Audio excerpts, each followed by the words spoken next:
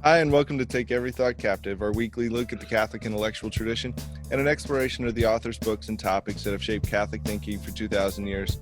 My name is Jason Gale, and I'm joined this week by Dr. Benjamin Smith, our lecturer in philosophy for Catholic Studies Academy. And as we begin today, I want to point everybody to check out Dr. Smith's new book, Understanding Modern Political Ideas. It's available on Amazon and in book format and in Kindle for you people that don't like paper. That's okay. So today our topic is going to be the myth of self.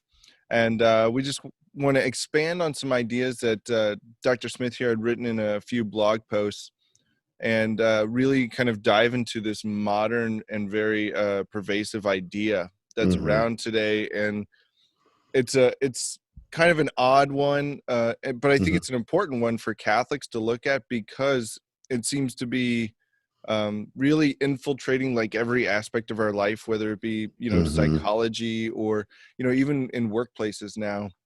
Sure. You may get emails or something about self-care and all these kind of odd things. You're like, well, what is that? I don't know what that is. Right. Exactly.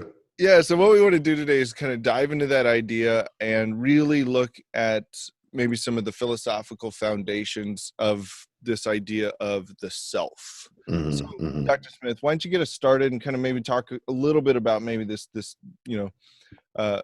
rampant idea. So getting started, I think it is interesting just how pervasive it is when you start paying attention to it. There's even a magazine, right? A popular magazine marketed to women called Self. Wow. Isn't that interesting? Like, really? Like a whole magazine called Self? Yeah. First time I ran across the cover of that, standing in the grocery store line, I was like, is this like a philosophical magazine on personal identity issues? Or in philosophy, right? The question of the self comes up in the philosophical problem of identity. How do you know the same thing is that one thing is the same thing over time? And in particular, how do we know that about the human person? That's kind of like the philosophical issue. And I think that philosophical issue is interesting and important and connects with this popular idea. But the popular idea is everywhere. Like you said, like self-care, people talk about discovering themselves, finding themselves as if they were lost, right? As if they had a self at one point and then they lost it and then they had to go and find it again, right? Which is kind of a strange thing, like your car keys, right? I left myself in Montana. My car keys, I left right next to myself. I lost both. So it's an interesting and very pervasive idea. Yeah. But it does have some important philosophical background, and I think philosophical implications that maybe, we're not sufficiently aware of, and some problems that go with it. Yeah, so, and I'll go further. It's got anthropological problems. It's got theological problems. Especially for those folks that really get into some of this stuff. I mean, it really just turns the person on its head. It turns theology on its head. It can do a lot of damage. Yeah, I'll say that.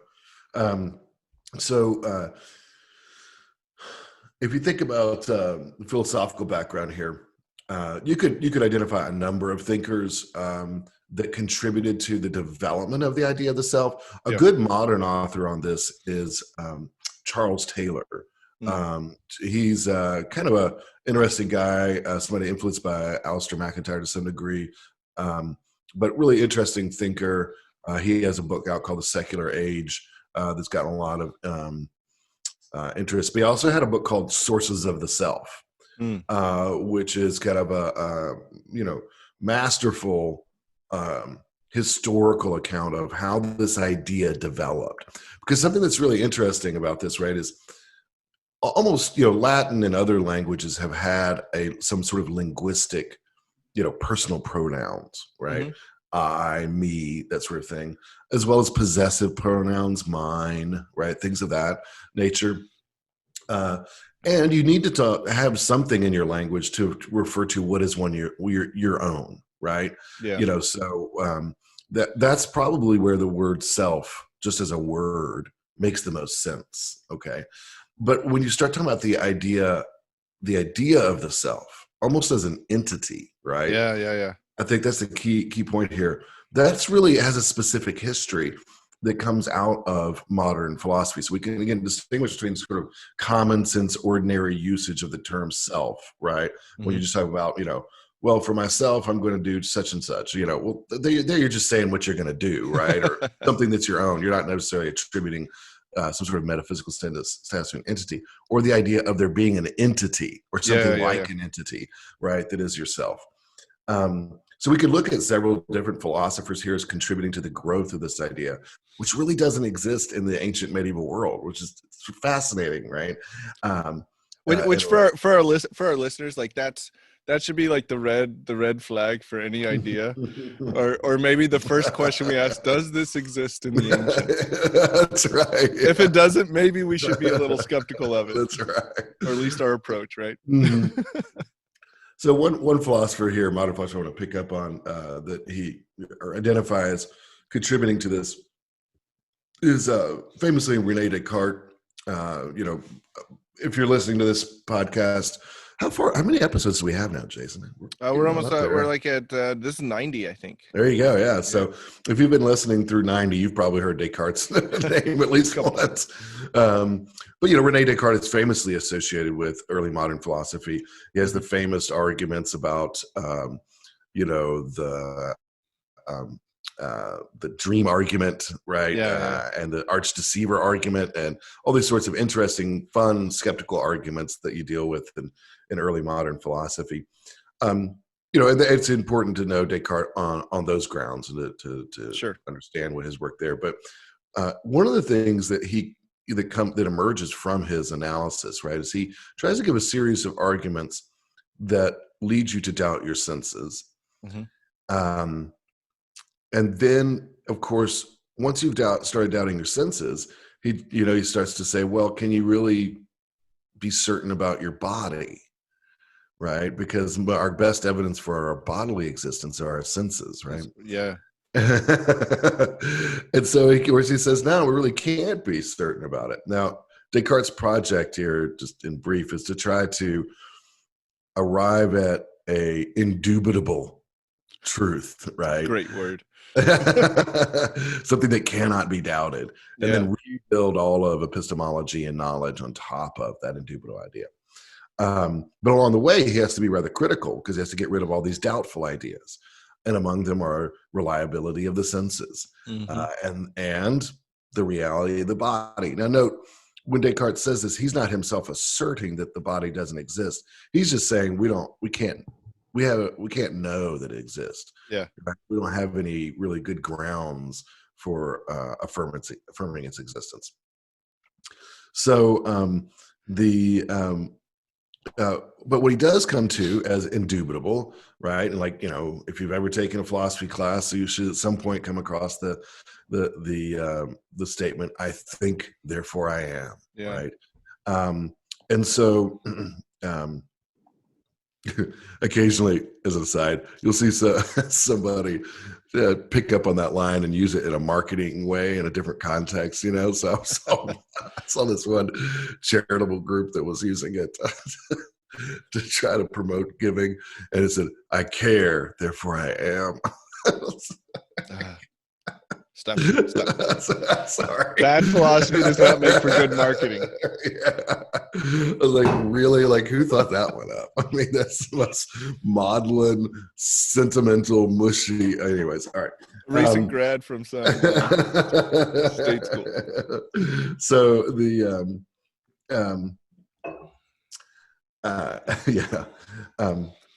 so this idea, the cogito ergo sum, that's right, argument of "I think, therefore I am." It really just boils down to Descartes' just sheer skepticism of everything around him. That's right. Yeah, I mean that's the move. That's how he gets there, right? Yeah, is he wants to eliminate every belief that is not certain.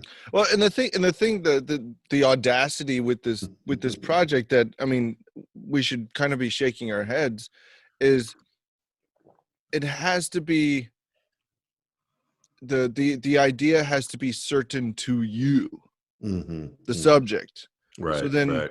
you become the judgment. Like there's no room here for I may be not recognizing something that's real.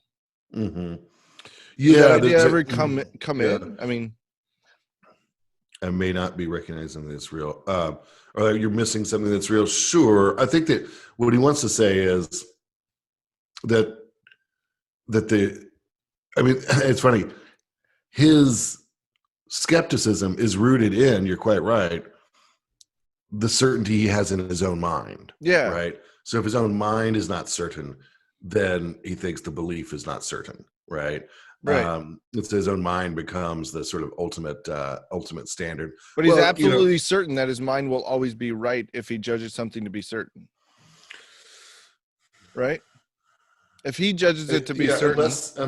Unless well, he does allow for the possibility of deception through dreams and through an arch deceiver, Okay, right? So he that's does right. think like that if there's a omnipotent demon, Yeah.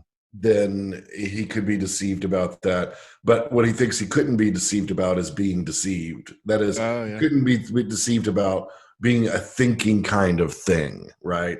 That's Right. his key, right? I think therefore I am. So even if I think wrongly, even if I think falsely, You're still I still thinking. know I'm thinking, Yeah. right? And therefore I exist. Now, I would say to Descartes' credit, I kind of, from a common sense perspective, think that if you're doing something, you must exist. Right? So I don't. Okay, good. Yeah. That's true. But he says, see, here's the thing: is I can doubt my body. I Mhm. can't doubt that I'm a thinking thing. Therefore, they must be two different things. And what I Yeah. really am is a thinking thing. Yeah. I, right now, quotation marks around it, underlined, I equals, that ego equals thinking thing, right? Yeah. I'm not this body, right? I am something distinct from this body. And he's very clear about this. That's what's called Cartesian Dualism, Yeah. right? I am a mind, okay? Now, I don't want to go too far off into the metaphysics of that, Sure. but it is interesting, right, that Descartes, like so many men of his age, was a man of science, and he was a man of geometry. In fact, did some important work in geometry and algebra. And he thought of the world, the physical world, as a machine, a clock, right, with gears that turned, right, and that really had a kind of mathematical precision and determination, right, so that if you knew all of the gears and all of their velocity and speed and all that sort of thing, the weight of things, in other words, if you could get a comprehensive quantitative picture of the world, you could basically know everything about the physical world and predict everything. But see, the mind escapes that, right? Because the mind isn't bodily. Right? Yeah.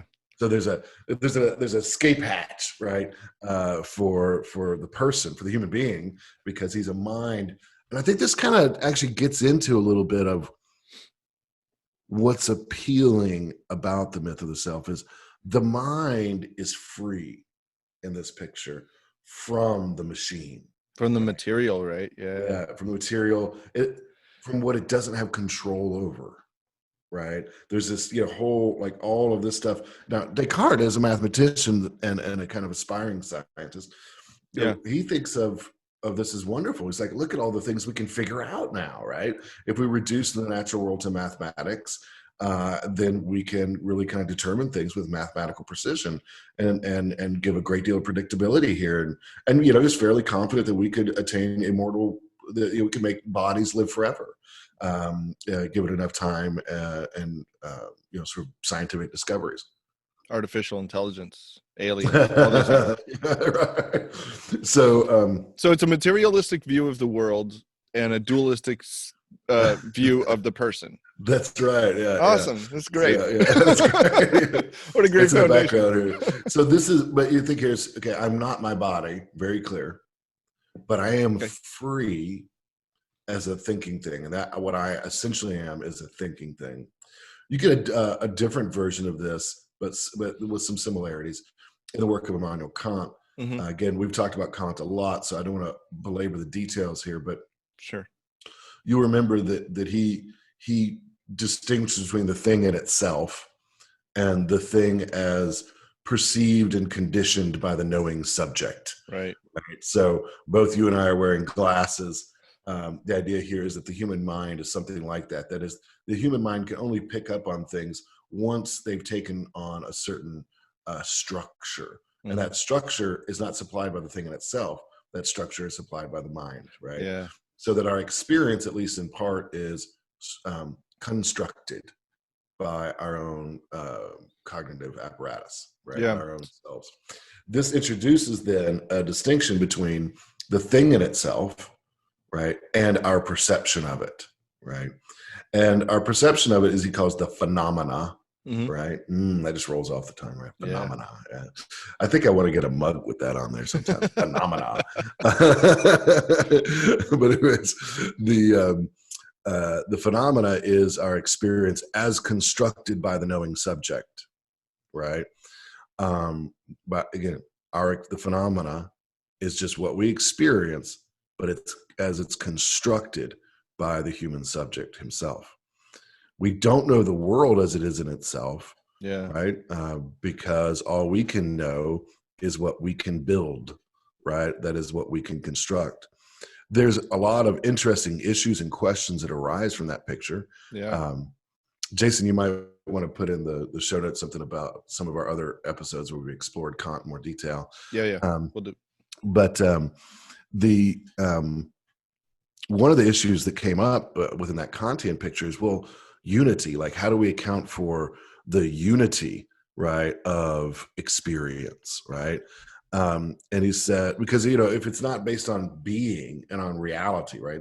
Like, we could say, well, the unity of experience is because, like, I'm this body and there's other bodies out there, and we can account for the unity of experience in that way because of relationships between real beings, things in themselves, right? But Kant, that kind of answer is not available to Kant. That is, how does this all hang together and seem to happen, right, to a singular point of view, right? Like today, I woke up earlier, did some things earlier, then we're doing our podcast, then I'm gonna do something later in the day. Those all seem to have some central point of reference, some unity, right, to them. But is that unity real, or is it merely perceived, right?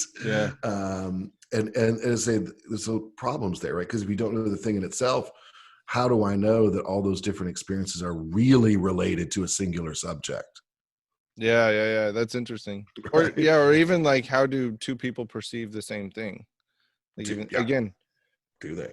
Yeah. So, or perceive it in the same way. Like, both of us can look at a green chair and say, "Hey, that's green chair." Like,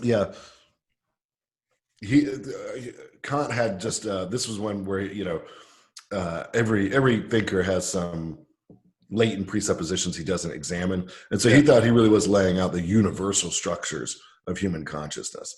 So he still did have kind of the idea of a universal human nature, but his answer to the unity of your experience through the day was to say that we recognize that the transcendental ego is the a priori necessary condition of the unity of human experience. Oh my gosh.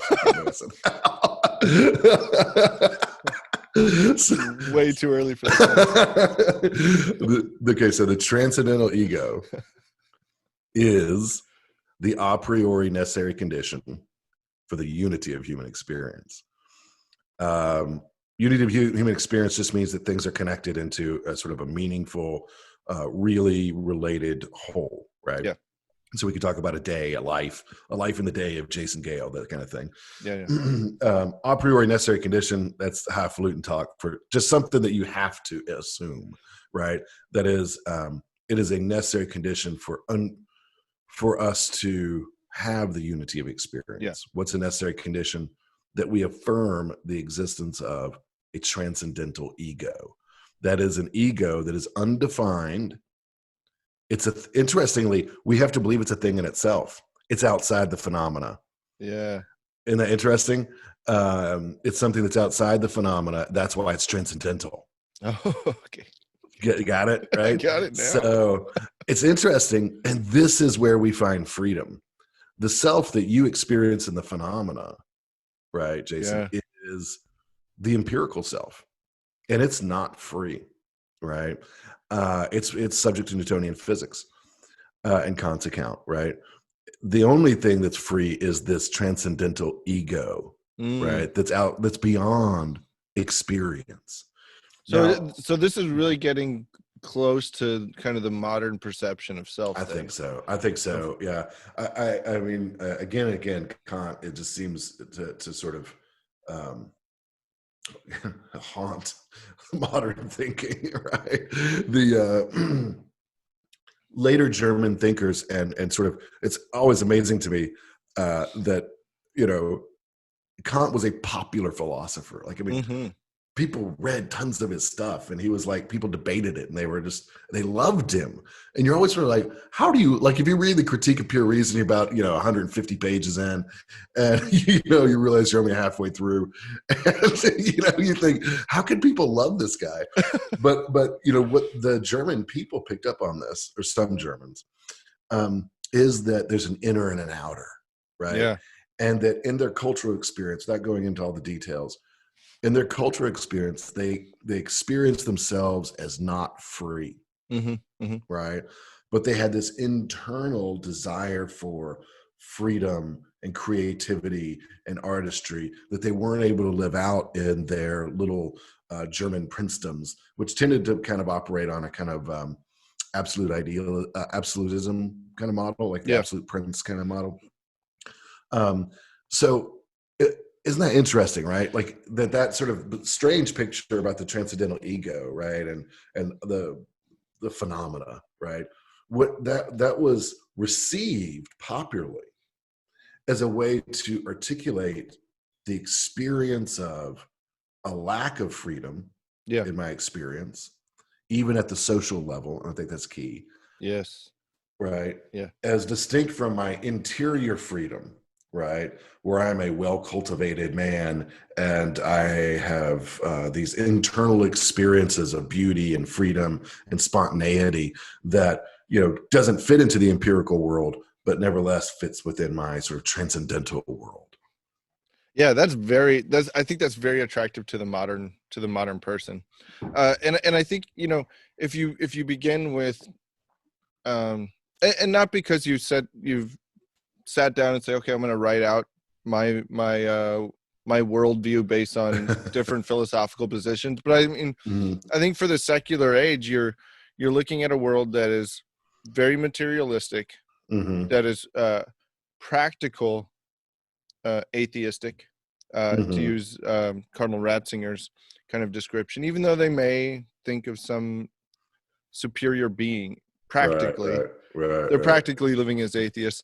That this begins to this really makes sense with regards to who I am, and trying to explain that experience of this outside control and this lack of outer freedom, freedom that's on the outside or that's on the inside that doesn't correspond to my daily life. And so I have to do things like goat yoga, and I have to live in a tiny home and wear Birkenstocks with socks. Like, there's all kinds of ways that this becomes expressed to the modern person. I was just wondering, does a traditional hunting cabin correspond to a tiny home? Can that be considered a tiny home? I hope so, because that's where I want to retire. But yeah, I think you're right that's really where I think one of the primary draws, right? And I do want to say there's like all sort of mistakes in philosophy and in thinking. There's a little bit of a purchase to this, right? I think we, as rational animals, we are free. Yeah, we are capable of self-governance at the very least. But we do experience the world as outside of our control, in a whole variety of ways, right? I mean, down to like the body, for example, right? Yeah. Like, as you go through life, the body changes, sometimes in ways you wish it would not. Right? Exactly. And you can You can fight against Father Time, but let me tell you what, Father Time is undefeated, except for maybe a couple of people who got assumed into heaven. But Exactly. I was talking to my brother who just turned 40, and I was like, man, I'm still in my prime, you old man. And I said, until one of my kids jumps on me, then I'm 56. Then I'm like, oh, that's right. Why does that hurt? Yeah, it's tough. It's tough. So, all right. So how would you, or how can we look at towards for our discussion here? How can we understand and kind of give a definition to the self? How would you define it? Yeah. So if we're gonna try to we've looked at two examples here, philosophical examples of developing the idea of the self in Descartes and Kant. If you try to gather those strings together, what do you end up with? And I think what you end up with is the idea of undefined consciousness, right? And the view that your undefined consciousness is your fundamental identity and the fundamental subject of your actions and passions and relationships. What do you think about that, Jason? Yeah, I just asked you to give a definition and you began with an undefined. Thank you, Jason. That's a good point. Stupid philosophy. No, but I think you're right, because if that is your definition of this kind of undefined consciousness, that completely makes sense of why everything today is about you define who you are. You need to discover who you are. You need to take time for yourself and nobody else. And I mean, it really leads to a real egoism and kind of a self-determination that ignores reality and metaphysics. But absolutely. I mean, you think about that. It's right on, Jason. You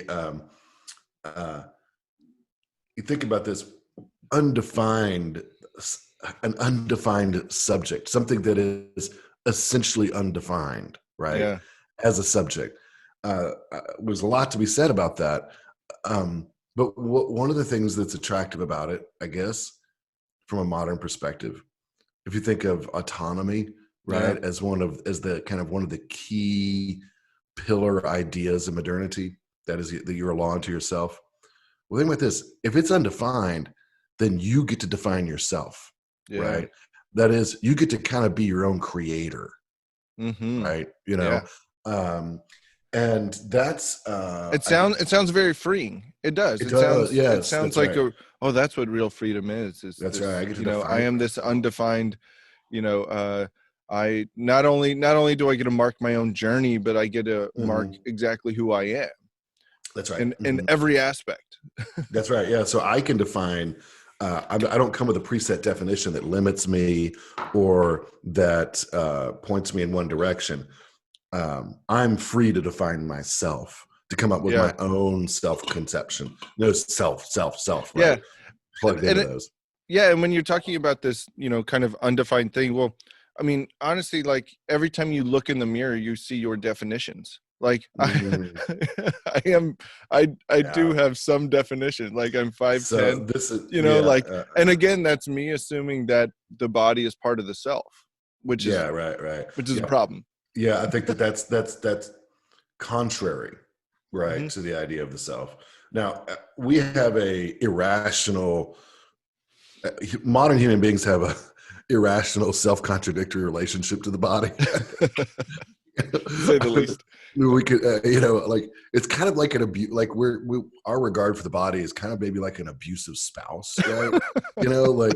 We're like about half the time we're like, the body is meaningless. It's whatever. I can do whatever I want. I can, pierce it beyond human recognition. I can do all sorts of weird things to the body. Yeah. And it's just whatever I want it to be. It's like putty, right? Yeah. And then on the other hand, people are obsessed with their bodies, right? To 0% body fat, and I'm going to torture myself so I can look just this way, right? It's just this weird, like, dichotomous relationship we have. We love it and then we abuse it all the time. It's strange, um, but I think that's what's at work there, right? And it underlies a lot of our discussions and debates in our contemporary culture. Mm-hmm. That the idea that that I am undefined, and that my being undefined is my most fundamental identity, right? It is my most fundamental subject, right? It's that, like, if you think about the subject grammatically, right? Yeah. It's what does all the things in the sentence, right? And it's the subject that things are done to, right? That sort of sheer undefined awareness is the primary subject of my life, right? Not this body, right? Not anything that is social or historical, right?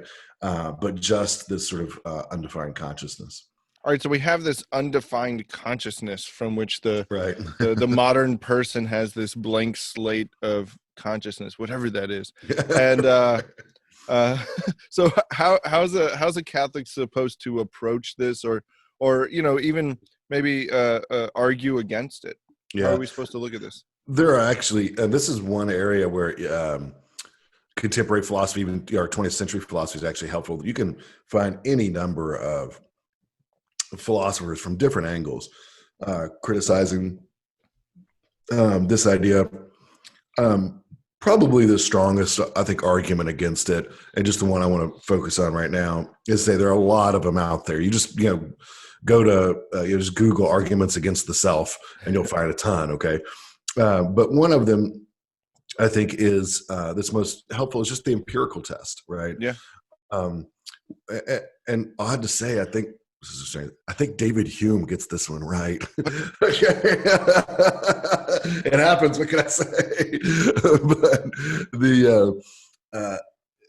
basically, if you start to think about it, when was the last time you experienced the self? And do you remember, Jason? I don't know what that means. I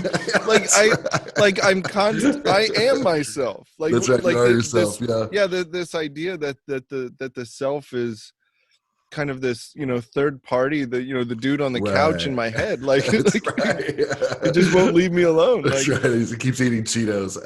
Hanging out. That's not a real experience. Right. If you think about, if you try to introspect here, this is a little weird to do, but like, if you try to look into your memory, exercise your memory, all of your experiences, the self never shows up, not even once, right? What you get is Jason going hunting, Jason playing with his kids. Like, if you went through every single memory you had, which you couldn't, but if you could, it would just simply never pop up. Rather, what you would have are sensations, images, right? Re-experiencing of you engaged with objects, you engaged with the world, you engaged with other people, right? Even if you start to think about memories of feelings, right? Mm-hmm. Those feelings are not undefined. You're feeling, you can probably remember at some point feeling anger. Well, is the anger the self? No, because it's defined. And surely you wouldn't want to say that anger is your fundamental subject, because if it was the case, sometimes you're not angry, right? And then your fundamental subject would go away. So when you start really thinking about it, right, and reflecting on your experience, it's just not there, right? So it's kind of like, you want to just say, stop it, right? Like there's no reason to believe that this thing exist as a distinct entity or as a distinct subject of experience. See, and that's a key thing there. Its only existence is in an idea. That's right. Which doesn't really exist. That's right. And it's fine to have imaginary subjects like Hamlet, right? Yeah. You just don't start to say, oh, and I am Hamlet, or like that you're imagining, like, that subject is your identity, right? If you do, we start to say, you're all right.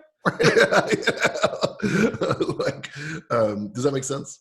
Yeah, absolutely. And this is, I mean, and when you look at the modern secular world, this is where you get like weird inventions, like those pop-up tents that you can put over your desk chair at work so that you can have calming peace. It's like my kids have that to play in the basement. Like, it's again, like, and again, like you just said, like it's almost like this imaginary friend. I mean, it's so, it's just it goes against, I don't know, adult reasoning. It just kind of goes against. It's something that doesn't have existence, but what it does do is it I think it gives the modern person a good justification for being slightly selfish, right? Slightly. So, well, okay, very selfish, egotistical, narcissistic, yeah. Right, and constantly comparing yourself to others, leading to bouts of deep depression and anxiety. Yeah, okay, absolutely. You got me. Yeah. So it's completely outside of our empirical experience. It just doesn't make it's sense. outside of our interior experience. It's outside of our memory. It's outside of imagination. It's simply just a myth, right? It's like a unicorn, right? So sorry, friends, unicorns don't exist, and neither does the self. All right. Okay.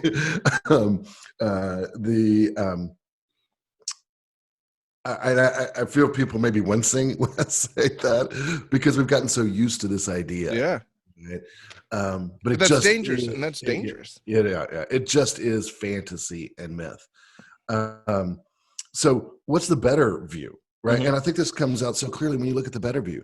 You just need to pivot from this kind of fantasy to a more holistic view of the human person in his integrity, right? Or good old Thomist hylomorphic anthropology, right?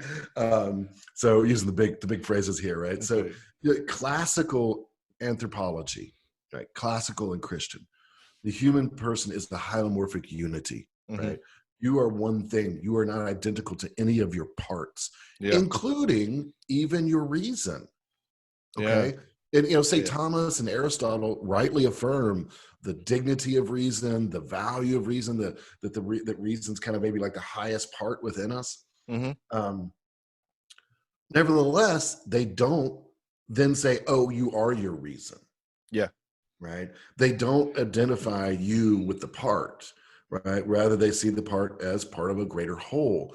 You are the body, soul, integrity, which you said a few minutes ago about looking in the mirror and seeing your definition. That's at least partially true, right? Yeah. I am a 5'9" male that weighs a certain amount. I could share that, and is bearded and bald and wears glasses, right? And that's just part of who I am, right? Yeah. There's no mystery there, right? I don't need to do any magical incantations. Okay, it's just there, right? Right in front of you. So when you look at it now, of course, that's not to say that we're only the body. Okay, we certainly are bodily. But in addition to that, we also have this rational soul that gives us powers that transcend, right, the limitations of space and time and sensation and things like that. Transcend, but are always connected, right? Yeah. So that's the key there. And one of the things I think as Christians, sometimes we underestimate the importance of this. Because we want to fight against materialism, sometimes we go too far in the other direction towards dualism. But really, Christianity is a very physical religion. A lot of the early heresies, were really concerned denying the bodily side, right? Its importance within redemptive history. Sure.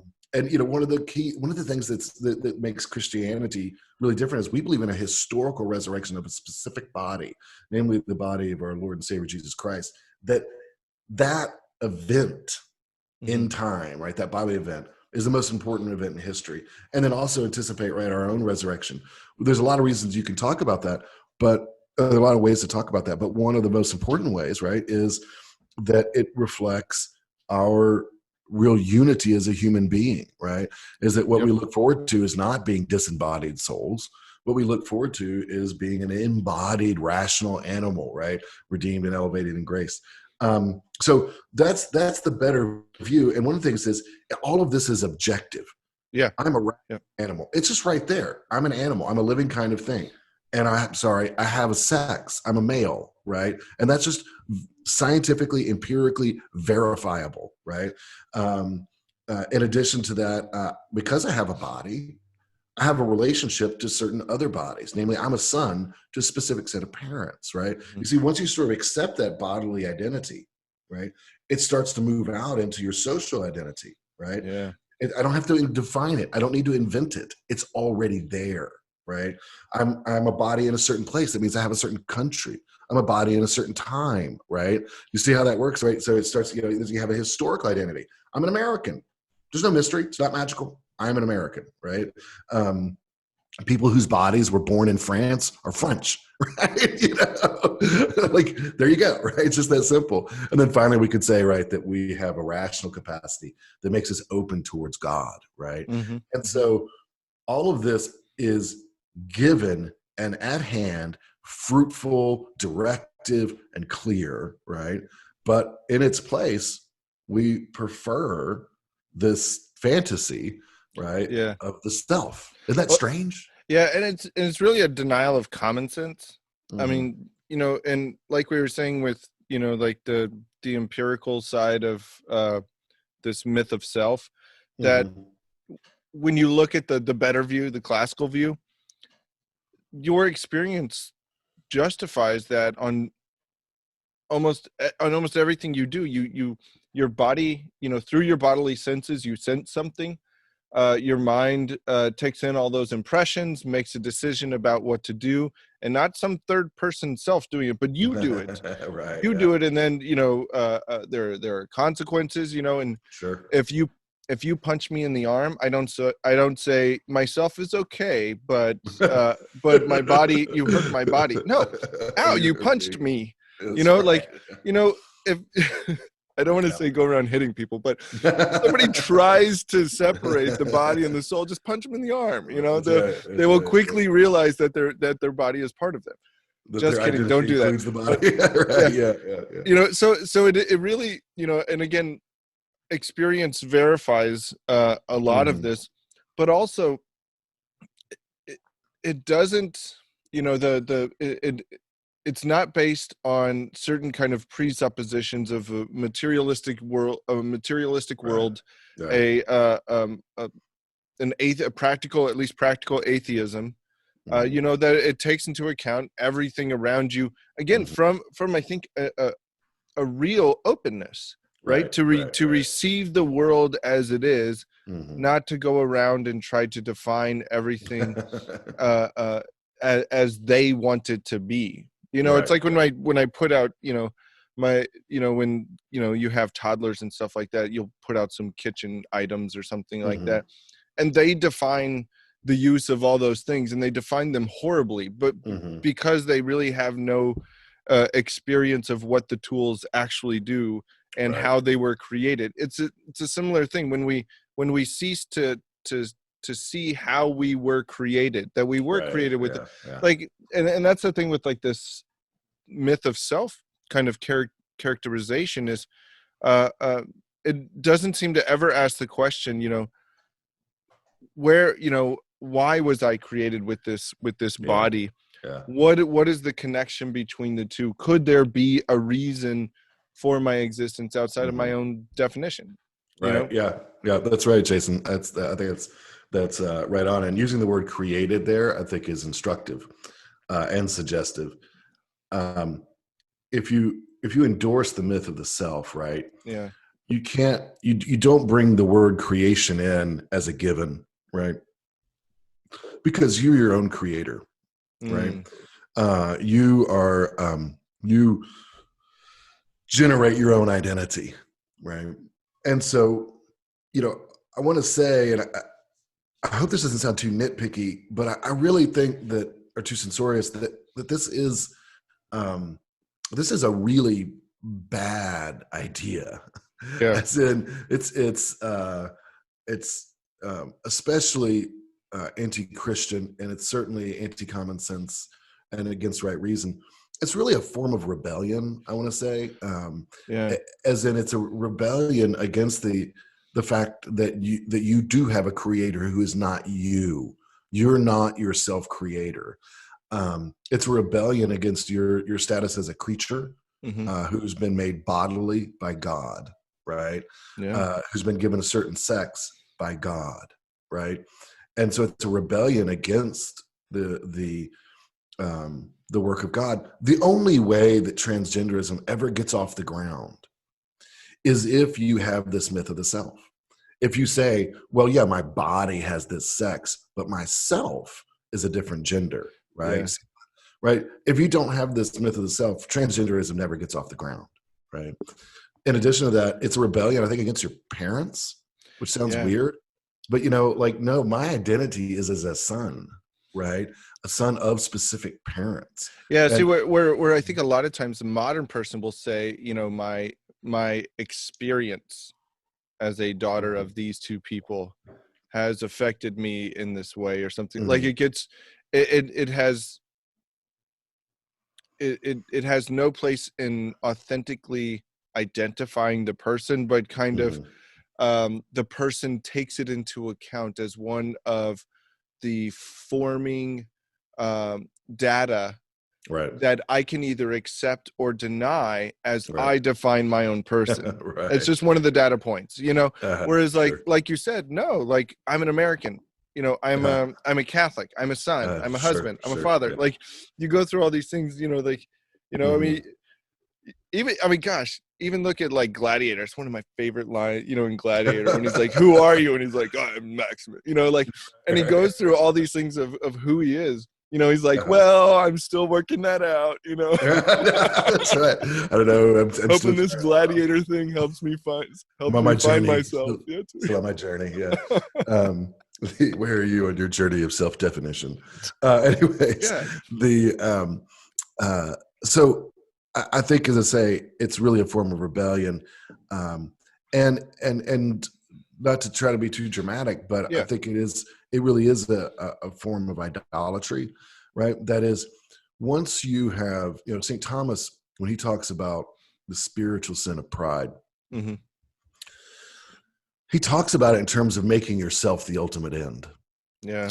Isn't that interesting, right? And if you have this idea of the self, right, and it needs to be cared for, it needs to be protected, it needs to be honored, it needs to be pampered, it needs, and it really almost can easily become a little god, right? Yeah. Inside of you.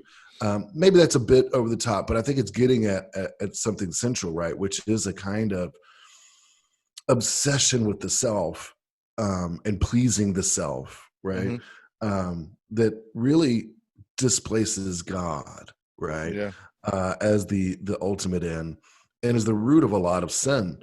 On this podcast, we don't very often affirm sayings from Martin Luther, but I will say this one, right? He talks about man as incurvatus se, right? Curved in on himself, right? And I kind of think that's kind of like the myth of the self speaks to that, right? That is, or that speaks to the myth of the self, right? Where you make the self, right? This little entity that you've created, right? That's the key of idolatry, right? You make a god out of your own, like with your own hands, right? You make this little god and you set it up as your ultimate end, right? And we want to, and then we glorify it. How do we glorify it? By endless posts on Facebook, right? We're saying, here, look at myself. And we literally want what? Thumbs up. Likes. Right? Yes. We want likes. We want glory and honor to be heaped on the self, right? And somehow that makes us good. And when that doesn't happen, and it often does, then that's, and this is why we live in a society that struggles with mental health issues, with depression, with, just so many substance abuse, all these things. and why even the term self-care has to even be a thing nowadays, Right. is because we're generally less healthy. And That's it's right. That's because right. we've decided to live a life that is, again, like you said, it's a myth. It's a myth. Yeah. I mean, if the self is your God, it's a false God, and it's going to let you down, right? And Yeah. then you're going to do what? Despair, right? Oh yeah. When your God fails you, right? Your false God fails you. The natural result is despair. Yeah, exactly. And what's interesting is, I think for the Catholic, as they're trying to navigate these things, I mean, just compare, you can probably just even Google different definitions of self and self-care and all these things like that, and just compare that to what Jesus says in the Gospels. Like, if you want to find yourself, you have to lose it. Right. Yeah. Right. Or the idea, or just the idea, take up your cross, the idea of sacrifice, or the example is St. Paul, I must decrease. Right. What? Yeah. No, I'm not going to decrease. Like, I want to not just increase, but I want you to recognize my increase with Yeah, likes. that's right. Where's my Like, self-affirmation in this, man? Let's yeah, cross. I'm supposed to be affirming myself. yeah. I don't know. My default comparison is always like, the 18-year-olds that stormed the beaches of Normandy. And I'm like, people are like, well, sometimes we need to take time to decompress at the end of a stressful work day at a computer.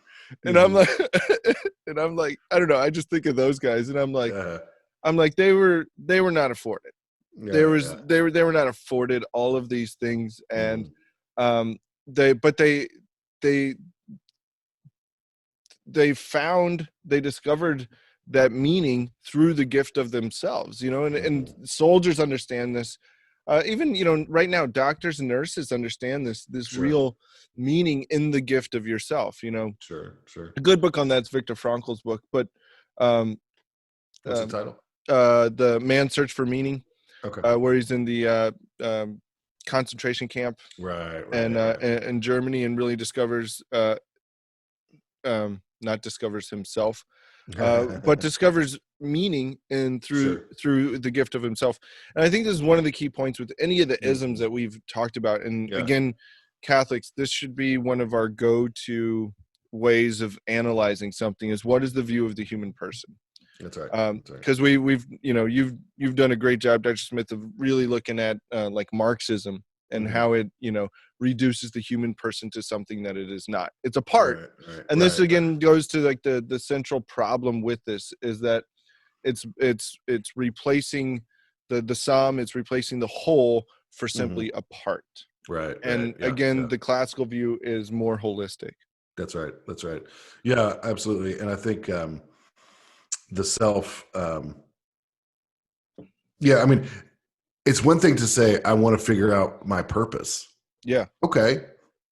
If you're trying to get a better sense of your priorities in life, right? The meaning of life, those are all healthy philosophical questions for which there are answers, right? That's different than trying to this find yourself business, which brings in this whole idea of this non-existent fantasy entity called the self. I know we need to wrap up here, and I think just as a final thought, maybe this is something we'll come back to in the future, because you find this idea. I think it is really deadly. I really think it is rebellious and idolatrous, and I think you find it sadly in education. I think you find it even more sadly in a lot of Christian spirituality. Yeah. Right. Oh yeah. And a lot of the self-help movement, and frankly, the New Age movement. So, I mean, I think that, that's something worth kind of keeping your eyes open, right? And being discerning about the kind of spirituality that you're being fed. And a lot of it sounds good at first, we want to work towards being healthy, That's right. Mind and body. Yes, we do. But at the same time, we don't want to begin to form a worldview that's contrary to the gospel. That's right. Absolutely, you got it. Awesome. Well, I hope our listeners have enjoyed this. I think we've given them a lot to think about, and I'll put in the show notes there links to Dr. Smith's articles on the myth of self, because it does have deep philosophical foundations, but also it does have serious consequences to our modern age, and how Catholics fit into that secular world. And it's something we have to be able to recognize and defeat clearly, and make no accommodations to That's right. to these kinds of worldviews that reduce the human person, or that essentially act on making themselves gods, putting themselves in that place. No place for man there. So, all right. In the meantime, check out all of our content over at CatholicStudiesAcademy.com. God bless.